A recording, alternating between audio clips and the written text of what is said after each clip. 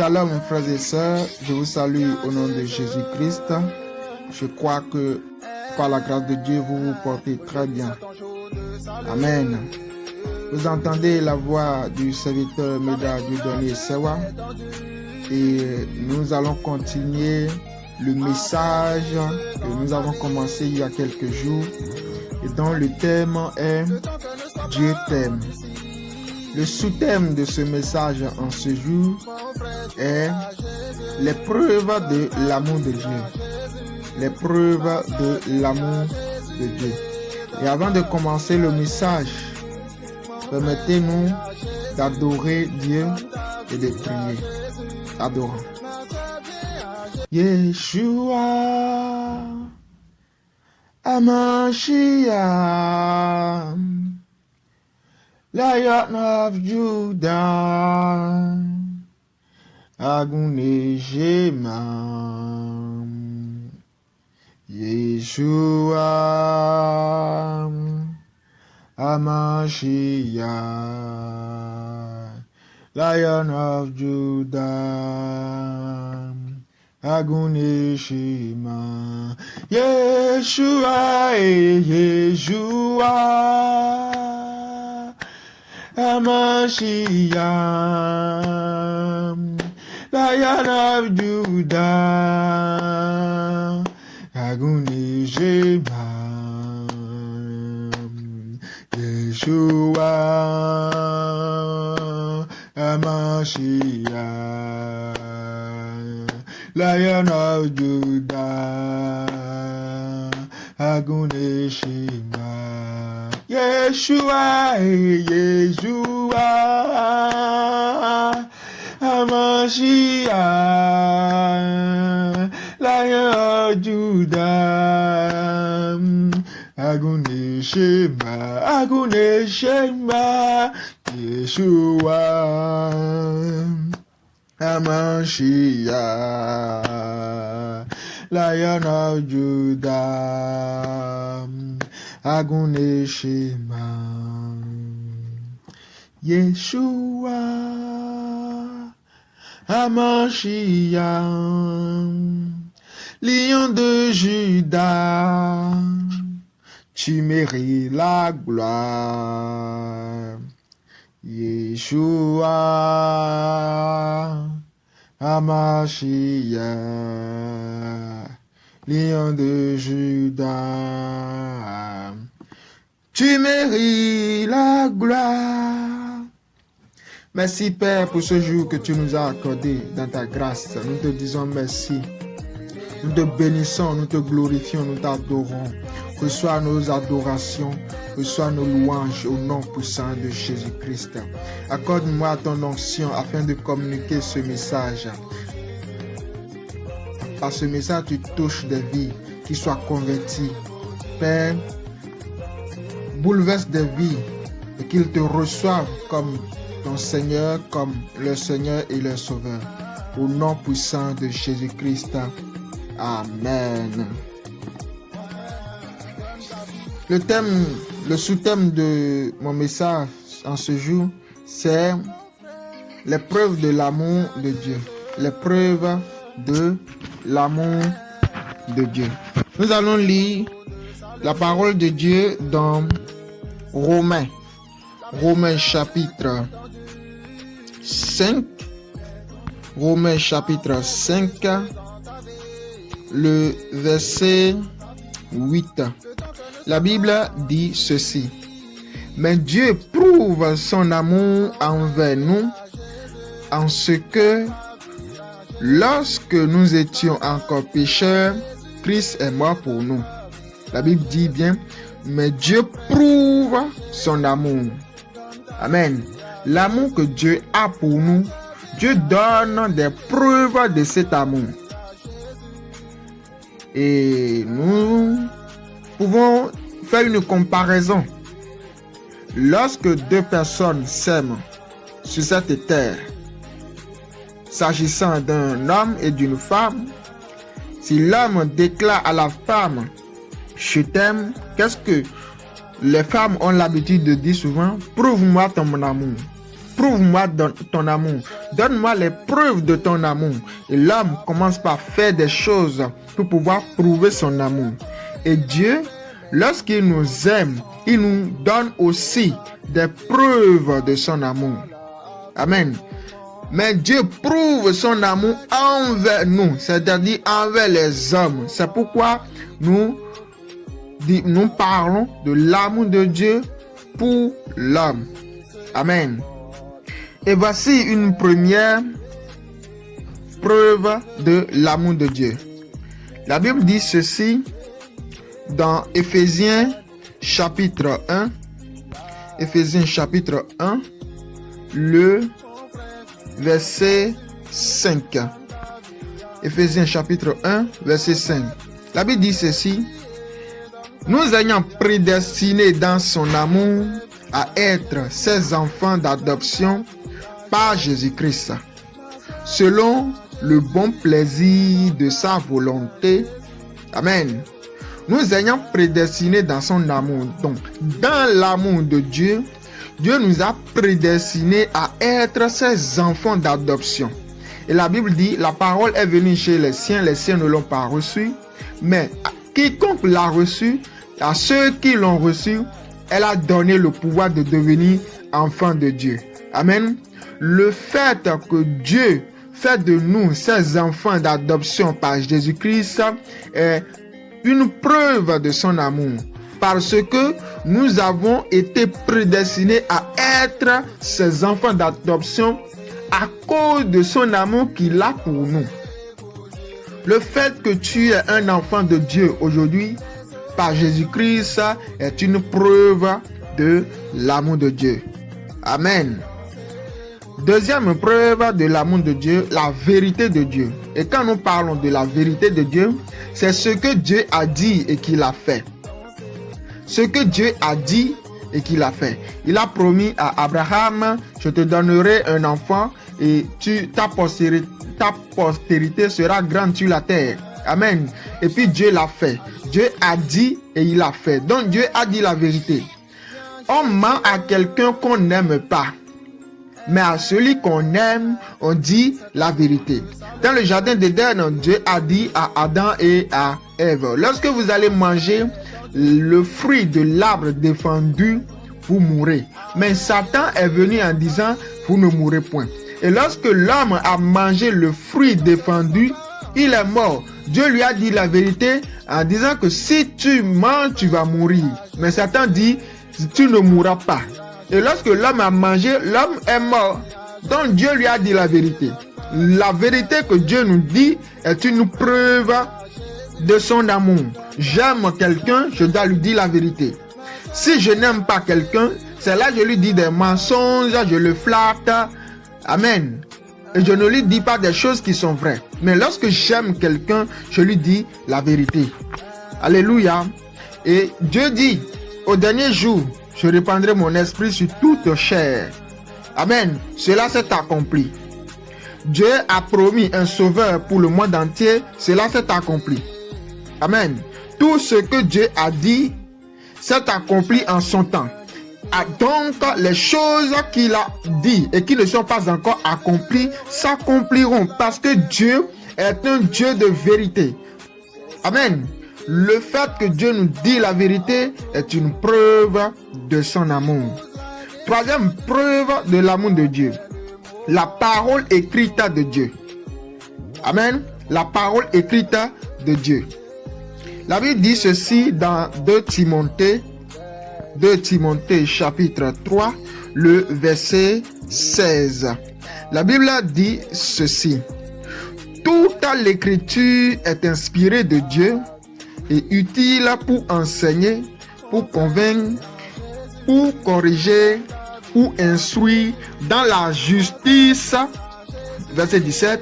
Afin que l'homme de Dieu soit accompli et propre à toute bonne œuvre. Lorsque Dieu pousse ses serviteurs à écrire sa parole, la Bible que tu as aujourd'hui, c'est la parole de Dieu écrite, n'est-ce pas? Ce sont les événements que Dieu et qui s'est passé entre un peuple et Dieu, entre des hommes et Dieu. Et Dieu a permis à ce que ces choses soient écrites pour la génération future, afin que lorsque les enfants de la génération future, c'est-à-dire vous et moi, lorsque nous lirons, nous allons connaître par l'écriture qui est Dieu, qu'est-ce qu'il aime et qu'est-ce qu'il n'aime pas.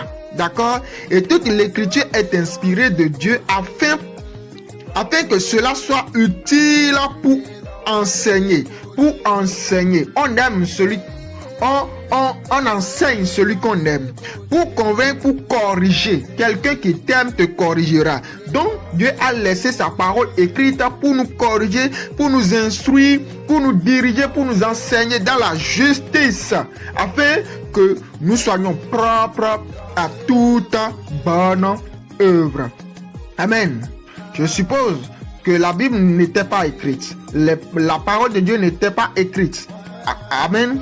Et que tout ce qui était passé dans l'ancien temps, cela n'est pas écrit quelque part. Et nous vivons notre temps d'aujourd'hui. Alors que dans le plan de Dieu, il y a l'enlèvement qui viendra, il y a la fête de la noce, il y a la noce qui viendra, il y a le millénium, il y a le jugement dernier, il y a l'enfer et le ciel. Et Dieu n'a pas dit ces choses-là. Dieu ne les a pas dit. Et que nous sommes en train de vivre notre vie comme ça. Mais nous sommes en danger. Pourquoi? Parce que nous ne sommes pas des hommes avertis. Celui qu'on aime, on l'avertit d'avance des choses qui arriveront. Amen.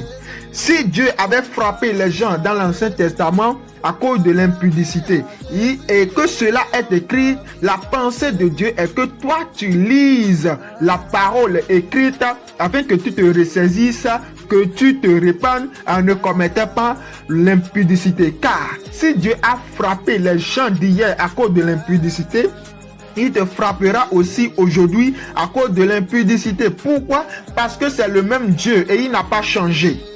Donc, il a permis à ce que sa parole soit écrite pour que tu puisses lire, pour que tu puisses te ressaisir, te repentir, pour échapper au châtiment de Dieu. Amen. Et si bien même Dieu te châtie parce que tu as fait le mal, c'est que Dieu t'aime. Amen. Voilà une quatrième preuve de l'amour de Dieu. Le châtiment de Dieu en des circonstances données est une preuve de l'amour de Dieu. La Bible dit ceci dans Apocalypse. Apocalypse 3, le verset 19. Apocalypse 3, verset 19. La Bible dit ceci: moi, je reprends et je châtie tous ceux que j'aime. Je reprends et je châtie tous ceux que j'aime. Aie donc du zèle et répands-toi. Celui que j'aime, dit Dieu, je le châtie. Celui que j'aime, dit Dieu, je le châtie. Si un père ne châtie pas son enfant, alors que l'enfant fait le mal, ce père n'aime pas son enfant. On châtie l'enfant pour le ramener au bon sens. D'accord? On châtie l'enfant pour le corriger, pour le mettre sur le bon chemin. S'il y a un père qui ne châtie pas son enfant, qui est têtu, qui est rebelle, ses parents n'aiment pas son enfant. Et Dieu nous châtie dans des circonstances données afin de nous permettre de nous repentir. Amen. Lorsque tu pêches, Dieu permet à ce que tu subisses les conséquences de ce péché pour que tu sois mieux corrigé. Donc Dieu permet les conséquences pour que tu aies de la sagesse, que tu sois instruit et que tu saches que ce mal produit de telles conséquences et que tu te répandes, que tu ne fasses plus cela. C'est un amour de Dieu. Le châtiment de Dieu est un amour de Dieu. C'est une preuve de l'amour de Dieu. Amen. La cinquième preuve de l'amour de Dieu, la patience de Dieu. La Bible dit dans 1 Corinthiens 13 plutôt, le verset 4. La Bible dit ceci, que la charité est patiente. La charité est patiente. Celui qui aime, celui qui a l'amour est patient. Donc Dieu est patient envers nous. Regardez, depuis que Jésus est venu jusqu'à aujourd'hui, ça fait près de 2024 ans. 2024 ans et Dieu continue d'attendre pour que tous les hommes croient en son Fils, le maximum d'hommes croient en son Fils et soient sauvés. Dieu attend, Dieu patiente pour le salut des hommes. Sinon, si Dieu n'avait pas de la patience, le monde serait déjà terminé, il y aura trop longtemps. Regardez le degré du péché auquel nous sommes aujourd'hui. Et que Dieu patiente toujours. La patience de Dieu est une preuve de l'amour, car quiconque aime est patient. Lorsque tu es dans une mauvaise voie et que Dieu te parle, il t'encadre, il t'enseigne, il est patient pour que tu te repentes, il est patient pour que tu puisses saisir son amour, il est patient afin de te permettre d'être sauvé. La patience de Dieu est une preuve de l'amour de Dieu. La 6e preuve, le pardon de Dieu. Lorsque tu demandes pardon, Dieu te pardonne. La Bible dit dans 1 Corinthiens, toujours verset 13, chapitre 13, le verset 7. Amen. Dieu dit que la charité excuse tout. Donc la charité pardonne. Amen. Dieu nous a pardonné. Le pardon de Dieu est une preuve de son amour. Celui qu'on aime, on le pardonne à des circonstances données où il te fait du mal. Si tu aimes quelqu'un et puis il te fait du mal, tu le pardonnes. Et Dieu nous ayant aimés, lorsque nous péchons et nous demandons pardon, Dieu nous pardonne. C'est une preuve de son amour. Et voici la septième preuve de l'amour de Dieu. Et en cette preuve se trouvent tous les autres. Amen. La Bible dit dans 1 Jean chapitre 4, le verset 9. 1 Jean 4, le verset 9. La Bible dit ceci. L'amour de Dieu a été manifesté envers nous, les hommes, en ce que Dieu a envoyé son Fils unique dans le monde, afin que nous vivions par lui. L'amour de Dieu a été manifesté, c'est-à-dire l'amour de Dieu a été prouvé envers nous, en ce que Dieu a envoyé son Fils unique dans le monde. L'envoi de Jésus-Christ, le Fils unique de Dieu dans le monde, est la preuve que Dieu nous a aimés. Pourquoi?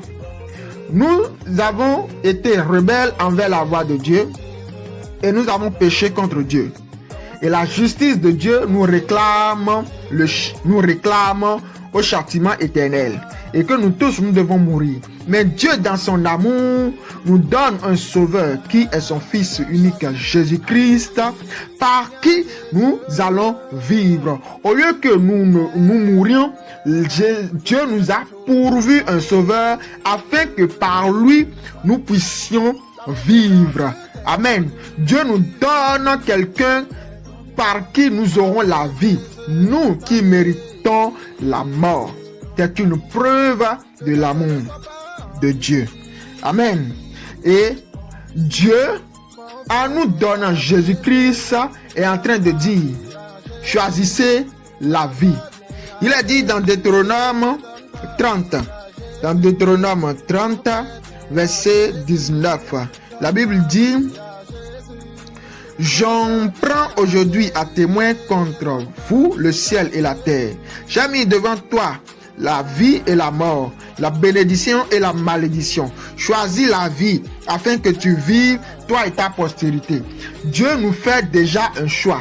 Il y a devant nous le bien et le mal, la vie et la mort, la bénédiction et la malédiction.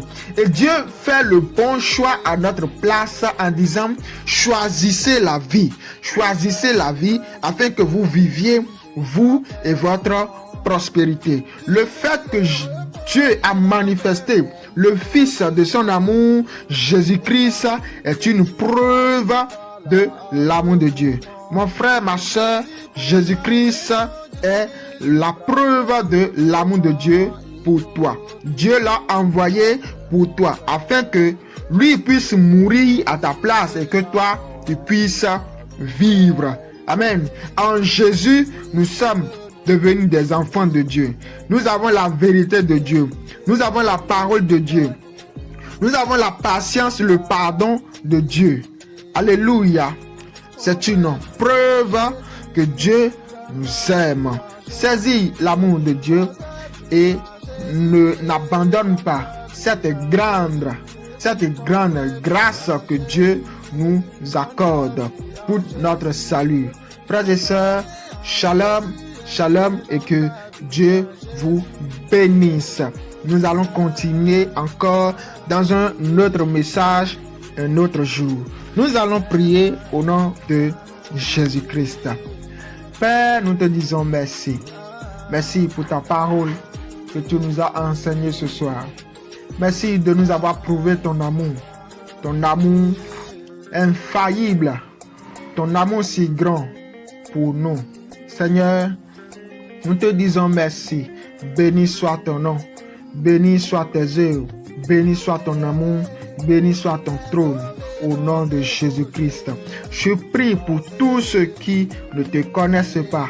Seigneur Jésus, toi qui as été manifesté pour que les hommes vivent par toi, pour que les hommes ne périssent point par toi, car tu es le Fils de Dieu envoyé,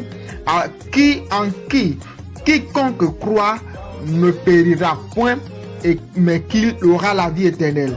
Toi qui as été manifesté du Père pour la vie des hommes, je prie que ceux qui ne te connaissent pas te connaissent et qu'ils soient sauvés au nom puissant de Jésus-Christ.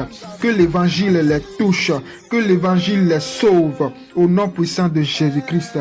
Je prie, Père, fais de moi ton instrument pour l'évangile au nom puissant de Jésus-Christ. Accorde-moi ton onction, ta puissance afin de pouvoir prêcher ta parole et que les âmes soient sauvées pour le ciel au nom puissant de Jésus-Christ. Au nom puissant de Jésus, nous avons ainsi prié. Amen. Mon frère, ma soeur, Dieu t'aime.